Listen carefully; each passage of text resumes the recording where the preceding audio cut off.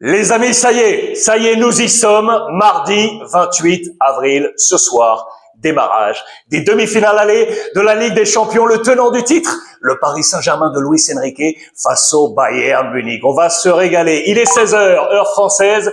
C'est donc l'heure de votre Rubis Club, votre revue de presse internationale pour parler football ensemble librement et gratuitement, où que nous soyons sur la planète francophone, grâce à toutes les plateformes de TV5 Monde et l'application TV5 Monde Plus. Toutes les clés de ce grand match attendu. Nous parlerons bien entendu de l'Atlético Arsenal prévu demain. Nous parlerons de la blessure de Kylian Mbappé, les amis, peut-être out pour la fin de saison avec le Real Madrid. Comment la presse espagnole observe le sujet. Partie mercato avec l'Italie. Nous parlerons de l'Olympique de Marseille et restez bien jusqu'au bout de cette édition les nouveaux maillots du Real Madrid et du Barça. J'espère que vous êtes en pleine forme et c'est parti. On démarre logiquement avec ce Paris Saint-Germain Bayern Munich. Regardez la une du quotidien national français, L'équipe. Vous allez reconnaître les contours de cette affiche fabuleuse. La guerre des étoiles. Qui n'a pas aimé ce film? Un véritable chef-d'œuvre. Regardez, c'est la saga qui continue entre le Paris Saint-Germain et le Bayern. Ce choc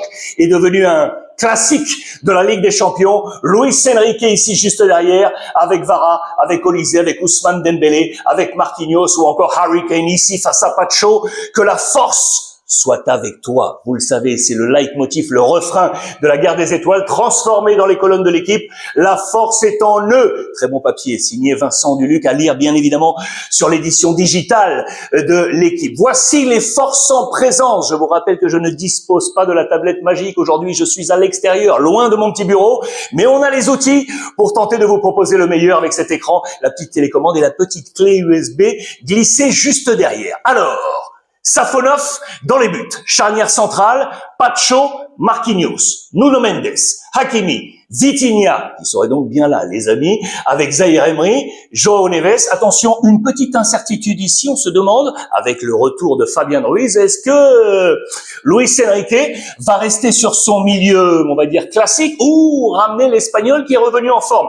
Ça peut être une interrogation devant Vara, qui est en pleine bourre, Monsieur Désiré Doué et Ousmane Dembélé. En face, la force offensive du Bayern Munich, bien évidemment, avec Harry Kane, avec le Français Olise, avec le Colombien Luis Diaz, avec Musiala qui est ici, et puis on recule pour retrouver les Français avec Upamecano, associé à Ta, Leimer, l'Autrichien, Stanisic, le Croate, au milieu, l'Allemand Kivic, avec Pavlovic, son compatriote, et dans les buts, Monsieur Manuel Neuer, le capitaine. Les clés sont ici, les amis, et notamment sur les flancs, avec Hakimi et Nuno Mendes, face aux deux flèches Olise et Luis Diaz. C'est l'une des clés présentées par l'ensemble de la presse. Et regardez la une du Parisien aujourd'hui en France. Une demi en or, c'est du 100% français là, entre Ousmane Dembélé et Olise. Regardez, ça c'est très intéressant. Dans les colonnes de l'équipe, on a demandé à Vicente Lizarazu, lui le français qui a joué au Bayern Munich, eh bien qu'il mélange les deux effectifs pour composer son 11 type. Eh bien dans les buts, il choisit Manuel Neuer, bien évidemment, il le connaît par cœur. Regardez la charnière centrale, 50-50, Upamecano, le français, associé à Pacho. À droite, Vicente Lizarazu, lui, le latéral, choisit Hakimi. Et de l'autre côté, Nuno Mendes, 100% Paris Saint-Germain pour ses postes. Moitié-moitié, ici au milieu de terrain, avec Kimmich du Bayern et Neves du Paris Saint-Germain. De nouveau, moitié-moitié pour l'attaque. La branche Bayern, avec Olise sur le flanc 3 et Harry Kane. Et la branche Paris Saint-Germain, avec Ousmane Dembélé et Gvara. Dites-moi si vous êtes d'accord avec Vicente Lizarazu sur ce 11 prévu. En parlant des gardiens, Safonov, bien évidemment, qui une nouvelle fois ramène Lucas Chevalier, l'ancien Lillois, sur le banc. Regardez dans les pages intérieures de l'équipe, une interrogation est posée. Elle est pour l'équipe de France, les amis. Est-ce que Lucas Chevalier sera, oui ou non, finalement, dans le groupe de Didier Deschamps? Pourquoi?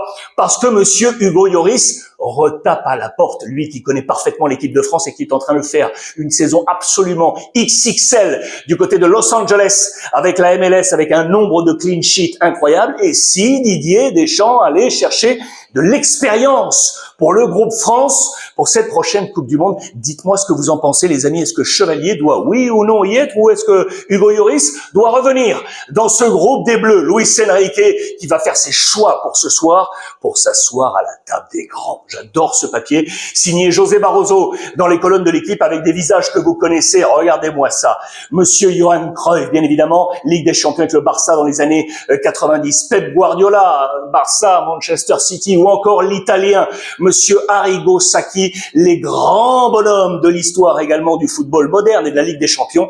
Eh bien, la question est là. Est-ce que Luis Enrique s'assoit à la table des grands, les amis? Lui qui est le tenant du titre. Très bon, regardez, ça c'était dans les colonnes du Parisien aujourd'hui en France que je vous ai regroupé avec le papier de José Barroso. Luis Enrique, déjà parmi les grands entraîneurs européens de l'ère moderne. Les entraîneurs ayant atteint les demi-finales de la Ligue des Champions le plus de fois d'affilée. Le record, les amis, il est pour José Mourinho à 5 reprises avec l'Inter, le Real Madrid et Chelsea. Vicente del Bosque, l'Espagnol, avec le Real Madrid à 4 reprises. Pep Guardiola avec le Barça à 4 reprises. Eh bien, Luis Enrique est ici avec le Paris Saint-Germain. 3 demi-finales consécutives. Entraîneur ayant remporté le plus de Ligue des Champions, le record, il est pour Carlo Ancelotti, les amis, avec 5 Ligues des Champions entre l'AC Milan et le Real Madrid. Pep Guardiola, 3, Barça, Chelsea. Bob Paisley avec Liverpool dans les années 70-80. Zinedine Zidane, le triplé consécutif, vous le savez, avec le Real Madrid. Et puis Luis Enrique est ici à la 5e place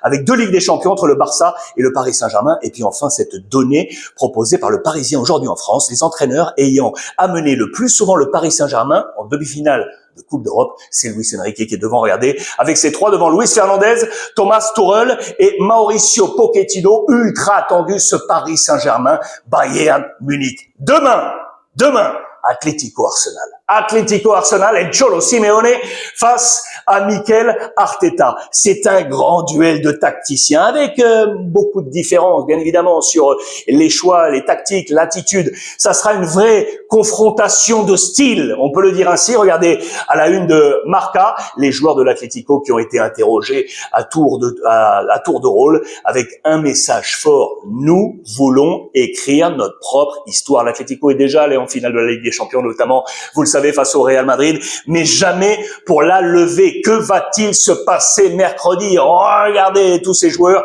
Nous voulons l'écrire, cette histoire, bien évidemment, avec monsieur Julián Álvarez, qui n'était pas forcément à 100%. On ne sait pas s'il sera à 100% pour ce grand match. En tout cas, les adversaires le savent. Il sera le poison, et notamment, regardez, monsieur Piero Hincapié, lui qui était encore au Bayer Leverkusen il y a quelques mois, et puis prêté à Arsenal.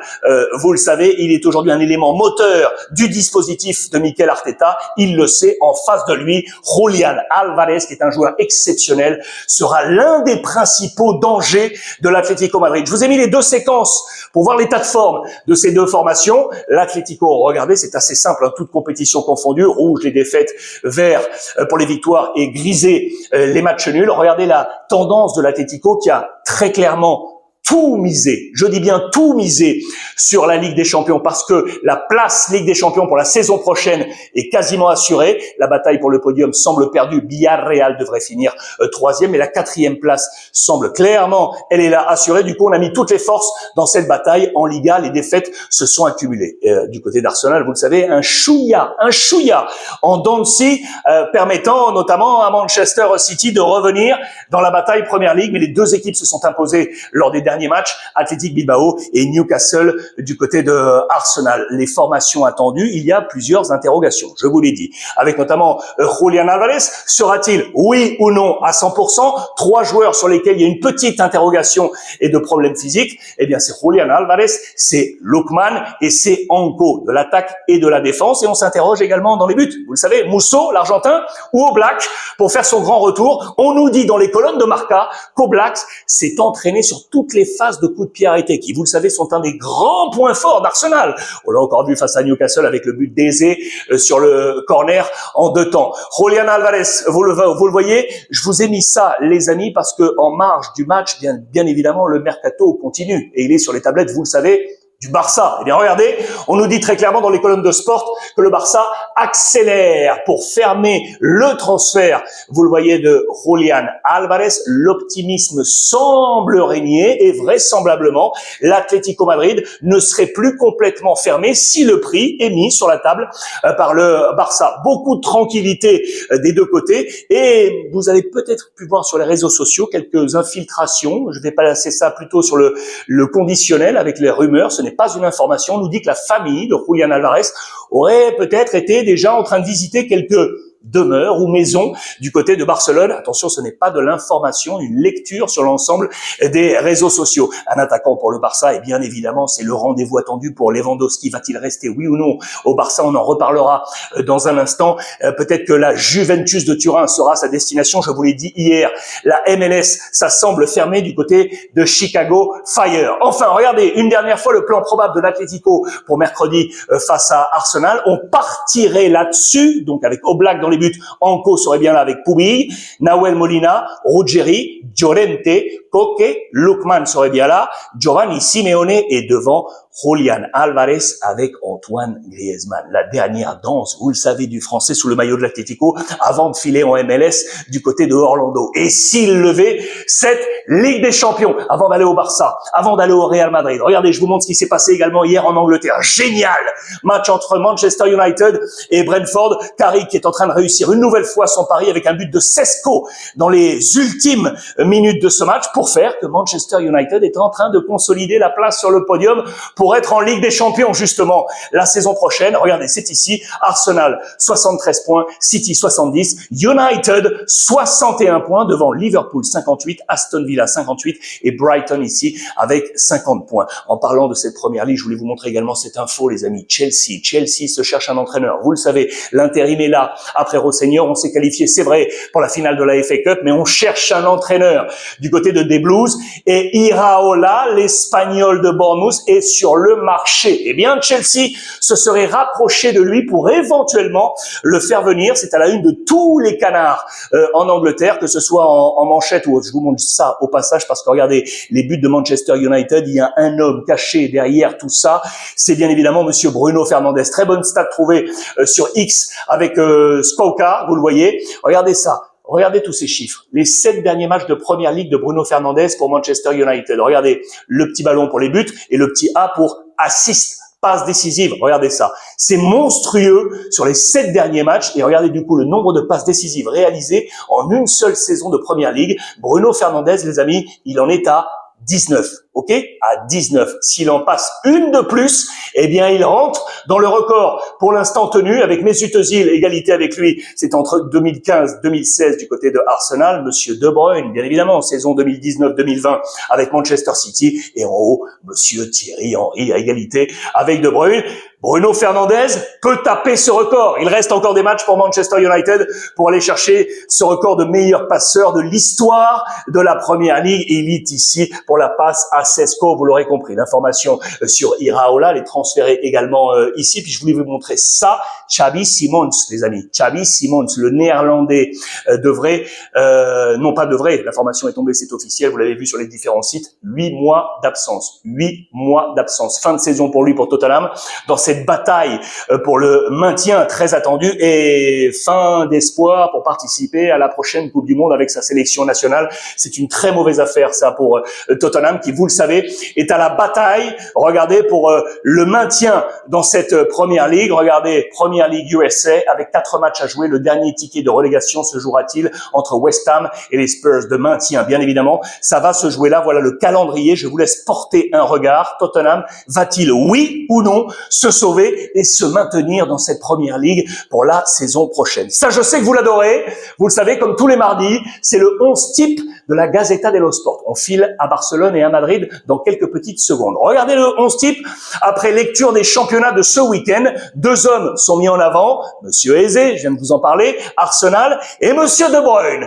Avec le Napoli, ils sont ici. Regardez, Eze avec Arsenal et De Bruyne avec le Napoli. Ils sont accompagnés par Bedri du Barça qui a été fantastique, Hein de Metz, Mendy de Cagliari, Sorloth à la pointe, l'Atlético Madrid, et puis la défense avec Blaswich du Bayer Leverkusen, charnière Leimer, Bayern Munich pas annoncé titulaire, vous l'avez vu face au Bayern, face au Paris Saint-Germain, Ben Sebaini du Borussia Dortmund, Robertson de Liverpool et Bellerin, le buteur face au Real Madrid avec le match nul du Betis Séville, un but partout face au Real. Voici le 11 type, vous me direz ce que vous en pensez, et ce qui me permet de vous emmener en Italie. Regardez, l'une des images fortes de ces dernières 24 heures, c'était ce matin, à la une de la Gazzetta dello Sport. Fin de saison pour Modric, les amis. Fin de saison pour Modric. Regardez, l'international croate, fin de saison avec l'AC Milan, hein, avec l'AC Milan, bien évidemment. Regardez, c'est ici. Saison terminée pour lui. Voici les informations. C'est le choc tête contre tête dans le 0-0 face à la Juventus de Turin de ce week-end. C'était avec Manuel Locatelli. La poche directement, la poche enlevée. Regardez l'état, il va devoir être opéré. Vous le voyez, petite fracture ici autour de l'orbite oculaire. Donc fin de saison, fin de Serie A pour Luka Modric. Et du coup, l'AC Milan est en train de prospecter, vous le savez, pour une défense centrale. Et regardez, on se tourne une nouvelle fois vers Gila. Je vous en avais parlé, l'Espagnol qui évolue du côté de la Lazio. Il semble être la priorité de Milan pour aller renforcer cette défense centrale. Au passage, je vous montre ça, le leader, l'Inter, qui bien évidemment pourra, oui, enfin compter sur Lautaro Martinez. On n'était pas sûr qu'il revienne. Il avait rechuté, vous le savez. Il veut absolument participer à la fête. Il reste 4 matchs pour l'Inter et la finale de coupe, bien évidemment. Il veut être de la partie. Il sera là, le grand capitaine très attendu pour cette fin de saison de l'Inter. Napoli, mercato en préparation avec plusieurs visages. Regardez, Andrea Pinamonti, Sassuolo. Je vous en avais déjà parlé ici pour éventuellement un poste offensif autour de Højlund. Je vous avais parlé également de Richard Rios, bien évidemment. Benfica qui serait ici pour la zone des moteurs pour accompagner Lobotka et McTominay. Et puis ici, Juan Luis Sanchez, on en avait déjà parlé il y a plusieurs semaines, l'Espagnol de Séville qui serait un joueur de couloir ici pour donner de la polyvalence notamment à Politano. Que pensez-vous du visage de peut-être le nouveau Napoli d'Antonio Conte? Affaire à suivre sur ce mercato. De côté de la Juve, je vous parlais de Lewandowski, mais quid de Vlahovic? Vraisemblablement, selon les dernières tendances, il devrait rester, ok? Il devrait rester. Il va être capital pour la dernière ligne droite, la bataille pour les places Ligue des Champions, très attendu, mais affaire à suivre sur la position de numéro 9, bien évidemment, de la Juventus de Turin, où regardez, Ravanelli, l'ancien de la Juve, l'ancien attaquant, se prononce sur les forces actuelles, avec un mot pour Jonathan David. Il estime que peut-être le maillot était trop grand pour Jonathan David et lui aurait aimé voir Osimhen éventuellement rejoindre la Juventus de Turin. Moi, j'adore d'ailleurs Osimhen, je pense que c'est vraiment un des meilleurs attaquants de la scène européenne. On parle du Real Madrid dans quelques petites secondes, mais juste avant, l'actu Barça. Réunion très attendue autour de Lamine Yamal pour voir les phases de récupération avant, bien évidemment, la Coupe du Monde. Attendue fin de saison, vous le savez, avec le Barça, mais la Coupe du Monde avec l'Espagne est très attendue. Puis la une de Mundo Deportivo. Regardez avec les différents visages que vous reconnaissez et les 15 décisions clés d'Hansi Flick et du board autour de Deco. On va commencer par Lamine Yamal. C'est le plan de récupération qui est très attendu avec donc la priorité, la sélection espagnole. Je vous rappelle le poids aujourd'hui de Lamine Yamal du côté du Barça avec 49 buts inscrits, 45 passes décisives en 151 matchs. Regardez sur ces différentes saisons, c'est absolument magnifique. Le sélectionneur De La Fuente attend les bonnes nouvelles. On se souvient qu'au dernier trimestre 2025, il y avait eu du rififi entre la fédération espagnole et le Barça en cause la pubalgie. On s'était pas entendu entre les deux parties. Là, vraisemblablement, pour le bien commun de la sélection espagnole, tout le monde s'entend entre la Fédé et le Barça. Les décisions, elles sont là, les amis. 15 décisions attendues avec donc tous ces différents visages. On attend la prolongation de contrat d'Hansi Flick. Chesney va-t-il rester, oui ou non? Est-ce qu'on va chercher le gardien Remiro de la Real Sociedad? Ter Stegen, est-ce qu'on le garde, oui ou non? Bastoni de l'Inter, est-ce qu'on va le chercher? Balde, Koundé, Araujo, est-ce qu'on les garde? Cancelo, est-ce qu'on trouve l'accord définitif pour le voir rester au Barça? Christensen, les amis, ça aussi c'est un dossier. Casado, c'est un autre dossier, vraisemblablement pas dans les plans d'Hansi Flick. Lewandowski, je vous l'ai dit. Julian Alvarez également. Ferran Torres, l'attaquant du Barça, va-t-il rester? Rashford va-t-il retourner en Angleterre? On parle également de Bargi, le petit Rooney qui a remplacé Lamine Yamal sur le dernier match sur le flanc droit. Et puis tous les joueurs de l'équipe filiale. Voici l'ensemble des interrogations et c'est le travail de Deco aujourd'hui en communication, bien évidemment, avec Hansi Flick, avec le président Laporta et Rafa Yuste, le bras droit du président Laporta au sein du board du FC Barcelone. C'est le travail aujourd'hui actuel de ce FC Barcelone autour de Hansi Flick. Ce qui est certain, c'est que le coach allemand du Barça a réussi quelque chose de plutôt très bon, parce que selon moi, ce Barça 25-26 était moins fort que le 24-25, et notamment plombé par de nombreuses blessures, mais il a su capter la polyvalence de beaucoup de profils pour les transformer et apporter un bien à l'équipe. Je pense à Eric Garcia, à Gérard Martin, à Olmo, à Fermin, à Rashford, à Ferran Torres. Ces 6 joueurs ont été très polyvalents dans les plans d'Hansi Flick. Et Gavi est revenu également à son premier plan, bien évidemment, lui qui a été longtemps blessé. Regardez, un petit pic envoyé au Real Madrid. Flick a donné des ailes à Gavi, là où Arbeloa a coupé les siennes à Carvajal. Vous aurez compris l'allusion, bien évidemment, dans la guerre à distance entre le Real Madrid et le Barça. Ça aussi, c'est intéressant comment Hansi Flick a pu user de la performance de son banc. Regardez, c'est le banc qui marque le plus en Espagne, les amis. 17 buts marqués en Liga grâce au banc du FC Barcelone. Ça aussi, c'est la réussite d'Hansi Flick et c'est à souligner. On va aller au Real dans un instant. Une nouvelle fois, je vous l'ai montré. Regardez le rêve de Gavi qui a été propulsé, qui est revenu. Va-t-il pouvoir être là pour le mondial au bon moment? À suivre. Petite parenthèse autour de Cancelo, les amis, que si il est champion avec la Liga, regardez, il réussira ce record absolument incroyable, être champion dans 4 championnats majeurs, la Première Ligue, la Serie A et la Bundesliga. On parle du Bayern, on parle de Manchester City et on parle de la Juventus de Turin, bien évidemment, et peut-être champion avec le Barça. Une nouvelle fois, Cancelo, très attendu, savoir s'il pourra rester à Barcelone pour la saison prochaine ou rentrer du côté de Al Hilal. Vous le savez que c'est l'une des interrogations. Autre force avant de filer avec le Real Madrid. Regardez, je voulais vous montrer ça.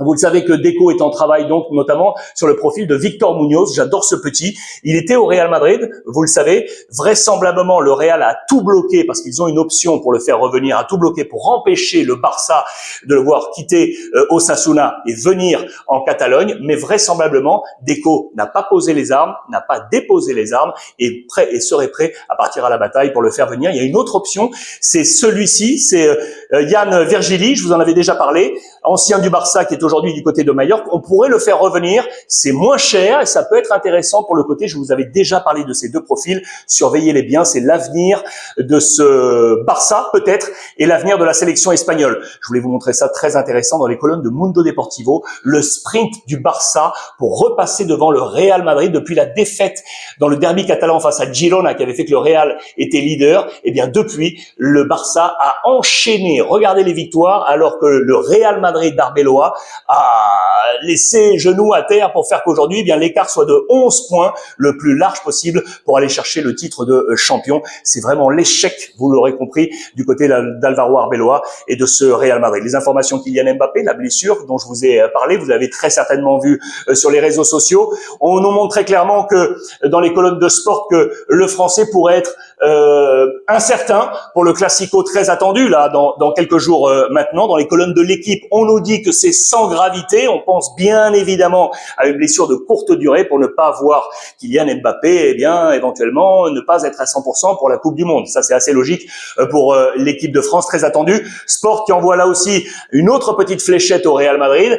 La grande lessive se prépare au Real et le choix de la photo, c'est Eduardo Camavinga, le mercato du Real Madrid, qui est également très attendu. On parle d'Antonio Pintus qui était revenu, vous le savez, Xabi Alonso l'avait mis de côté, Arbeloa l'a ramené, le préparateur physique, sauf que vous voyez le nombre de blessures du côté du Real qui porte beaucoup d'interrogations et donc notamment autour de Kylian Mbappé. Je voulais vous montrer ça parce que regardez, dans les colonnes de Marca, on est désespéré par le nombre de blessures. 55 blessures cette saison. 55 blessures cette saison. La saison passée, il y avait eu 63 blessures. Regardez, 13 joueurs du Real Madrid accumulent plus de 50 jours d'absence en raison de blessures. Et on pense notamment à Rodrigo qui est en train de faire les efforts maximum pour revenir au plus vite. Bien évidemment, lui, longtemps blessé et qui va manquer, vous le savez, la Coupe du Monde avec la sélection brésilienne de Carlo Ancelotti. Celui qui gagne quelques points là, les amis, c'est Huysen, le défenseur central qui gagne quelques points. Pourquoi? Parce que les blessures touchent notamment les défenseurs centraux. Vous le savez, avec Rudiger, Militao, Alaba et tout le tout team. Je vous rappelle que face au Bayern Munich, il était titulaire. Huysen, il était ici avec Rudiger, mais il avait perdu un peu de poids et du coup, au match retour, rappelez-vous, Militao et Rudiger avaient été choisis titulaires. Au match aller, il était sorti à l'heure de jeu et puis, depuis, il avait perdu du crédit. Sauf que les blessures sont là et que Huysen devrait revenir dans la danse, dans cette cadence regardez, du Real Madrid bien compliqué avec une seule victoire. Vous le savez, sur les 1, 2, 3, 4, 5, 6 derniers matchs du Real Madrid. On approche de la fin. Juste vous donner des informations du côté de l'Olympique de Marseille. Regardez la une de la Provence de ce matin. Attention, bye bye Bay. Le quotidien régional nous dit très clairement que l'entraîneur de l'Olympique de Marseille, fraîchement arrivé, vous le savez bien, devrait quitter l'Olympique de Marseille en fin de saison. Déjà la fin de cycle, et dans les colonnes de l'équipe, on nous dit très clairement que le vestiaire marseillais est en train de brûler. Petite parenthèse économie. Regardez, business, l'Orange Vélodrome, c'est terminé, les amis. Le partenariat avec l'opérateur téléphonique et l'Olympique de Marseille prend fin au niveau du contrat de naming. Un nouveau partenaire, on est à la recherche du côté de l'Olympique de Marseille. Et puis comme promis, regardez les petits maillots là, c'est plutôt sympa. Voici l'un des maillots du Barça pour la saison prochaine, ok, porté ici par Lamine Yamal. Dites-moi ce que vous en pensez. Je trouve ça plutôt pas mal. Et regardez la filtration des copains de Foot E-Headlines que vous connaissez par cœur. Eh bien, confirmation que le Real Madrid portera bien ou porterait bien encore, mettons ça au conditionnel, un maillot rose pour la saison prochaine. Voilà les amis pour ce point complet. Un peu tendu aujourd'hui avec ces conditions de travail, mais on va y arriver bien évidemment. N'oubliez pas de télécharger l'application TV5 Monde Plus pour absolument revoir tous les replays de votre Ruiz Club et bien plus encore avec tous les programmes qui vous sont proposés par l'ensemble des rédactions francophones de TV5 Monde Plus. Et aujourd'hui, permettez-moi de souhaiter un très bon anniversaire à Monsieur Dieudonné qui tous les jours sur le live YouTube m'envoie des petits messages vraiment très gentils. Ma maman les voit, mon cher Dieudonné, et m'a dit « Alex, envoie-lui un petit message, c'est son anniversaire aujourd'hui. » Eh bien voilà qui est fait, il est gabonais. Alors un gros big up à tout le Gabon. Et mon cher Dieudonné, eh bien écoute, feliz cumpleaños, comme on dit en Espagne, bon anniversaire bien évidemment à toi en ce 28 avril. Les amis, je vous embrasse très très fort, bon match de Ligue des Champions et n'oubliez pas, profitez des vôtres.